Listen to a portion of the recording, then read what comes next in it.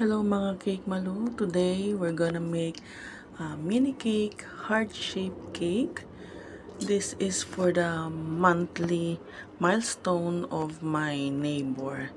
They ask for a cake that is something cute for their baby. So ayan, ganyan lang ako gumawa ng heart cake shape. Hindi ko na kailangan ng molder, ng pan molder.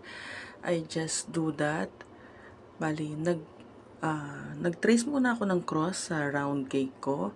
And then, saka ko kinat ng ganyan para magpantay ba siya.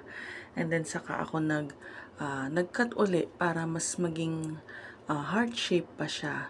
So, ganyan lang po ang ginagawa ko. And then, saka ko siya hahatiin sa gitna para magkaroon siya ng filling. Yung frosting niya is, depende sa inyo kung gusto nyo makapal. So, ayan, magka-crumb coat muna tayo. Sa pagka-crumb coat, dapat talagang manipis lang syempre. Para lang control natin yung pagkalat ng crumbs.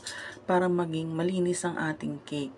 And then, saka tayo maglalagay ng ating second layer ng ating cake, which is final coating na natin. Yung ating final frosting.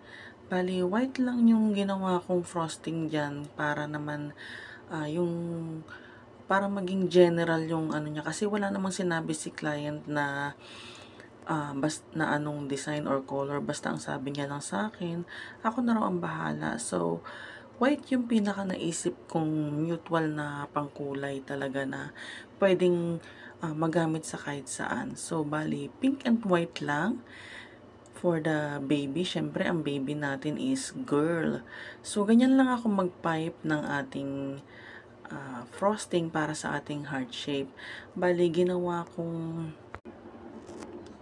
Ay, sa totoo lang, nakalimutan ko kung anong tawag sa design na to. Basta yung nostalgic siya, alam mo yung sinalumang design. So, ayan na po. Thank you all for watching. God bless. Bye-bye!